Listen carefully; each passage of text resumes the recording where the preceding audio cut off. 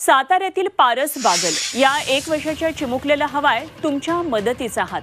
पारस बागल हा चिमुरडा एका दुर्मिळ आजारानं ग्रस्त झालाय।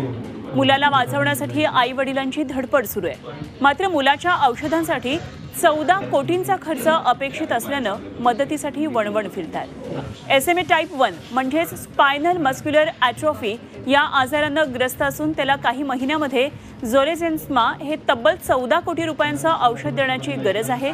मात्र हे औषध परदेशांमधून आणावं लागणार असून औषध वेळेत दिलं नाही तर मुलाचा जीव धोक्यातही येऊ शकतो। त्यामुळे आता पारसला मदत करा असं आवाहन त्याच्या आई वडिलांनी केलंय आणि याबाबत पारसच्या आई वडिलांबरोबर बातचीत केली आहे आमचे प्रतिनिधी तुषार तपासे यांनी। साताऱ्यातील बागल कुटुंबियांची त्यांच्या 1 वर्षाच्या मुलाला वाचवण्याची धडपड सध्या सुरू आहे आणि नेमकं काय कारण आहे, मुलाला काय त्यांचा त्रास होतोय आणि त्यांना किती मदतीची अपेक्षा आहे आपण त्यांच्याकडून जाणून घेऊया। काय सांगाल, तुमच्या मुलाला कोणता त्रास जाणवू लागलाय आणि त्याच्यामुळे तुम्ही आता मदतीसाठी मागणी करताय? नमस्कार, माझं नाव अभिलाष बागल। आमचा 1 वर्षाचा मुलगा आहे पारस। त्याला तो जन्मल्यानंतर एकदम व्यवस्थित होता। 6 महिने त्याचं रेग्युलर जे मंथली मायलस्टोन आपण जे म्हणतो ते एकदम व्यवस्थित चाललं होतं। एक 7व्या ते 8व्या महिन्यापासून त्याची पायाची हालचाल वगैरे कमी झाली। त्यानंतर त्याची जी लोअर बॉडी ती रिस्पॉन्स देणं कमी केलं। सध्या त्याची कंडिशन अशी, तो 1 वर्षाचा आहे, त्याला विदाउट सपोर्ट तो बसत नाही, त्याला कंटिन्यू सपोर्ट द्यावा लागतो।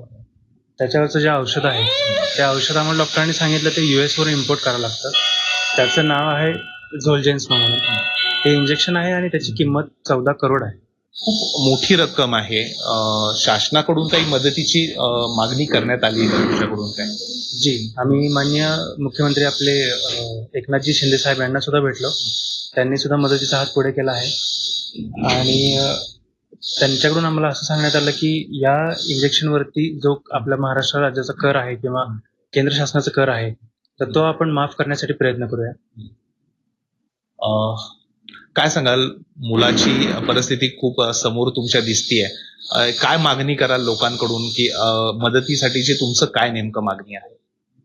मला एवढंच म्हणायचं आहे की पारसला आम्हाला सगळ्यांना इतर मुलं जशी छान खेळतात, बागडतात तसंच बघायचंय, कारण त्याला असं बघणं होत नाहीये पॉसिबल।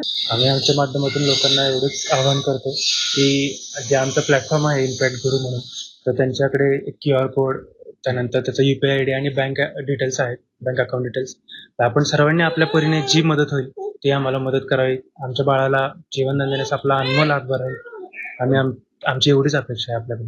व्हिडिओ जर्नलिस्ट अनुराग दिवारसह तुषार तपासे, झी मीडिया, सातारा। झी 24 तास प्रेक्षकांना मदतीचं आवाहन करण्यात येते। साताऱ्यातल्या या पारस बागल या बाळाला जरूर मदत करा आणि पारसला मदत करण्यासाठी त्यांच्या बँक अकाउंटवर आपण मदत पाठवू शकता।